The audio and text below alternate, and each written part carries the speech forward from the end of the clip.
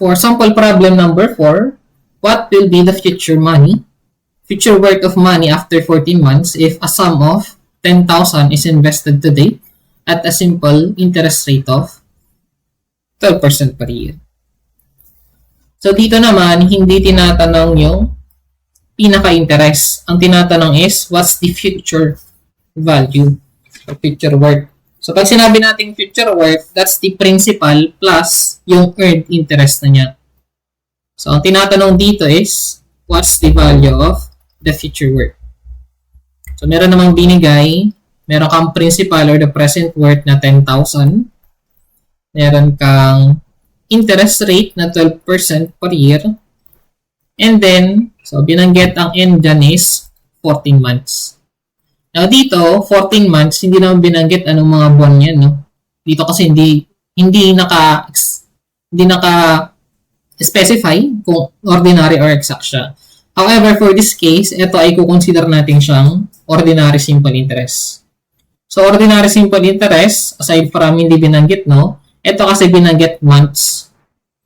So, kung sinabi sana ano yung exact na araw, ano yung exact na buwan, ano yung exact na taon, so pwede nating gawing exact simple interest ito.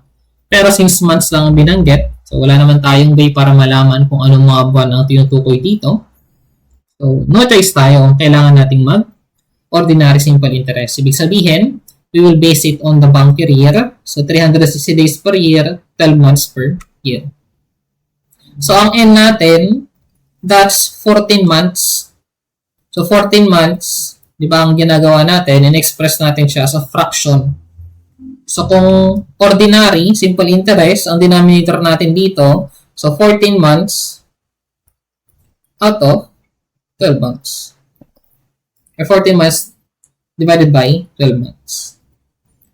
So, pwede nyo gamitin yung dalawang formula natin ng F. So, kung gusto nyo yung P, quantity 1 plus IN, or yung F natin na equal to P plus I, knowing na yung I natin dito, pwede nyo palitan ng PIN. It's up to you ano yung mas gusto nyo gamitin.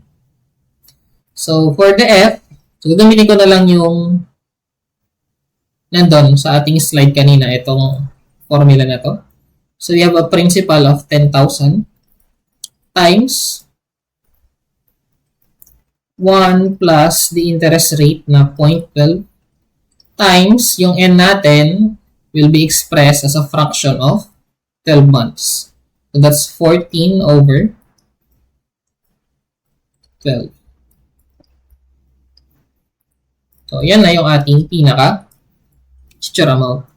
So, compute na lang. That's 10,000 times 1 plus 0.12 times 14 over 12. So, this is 11,400. So, sakto naman siya. Okay?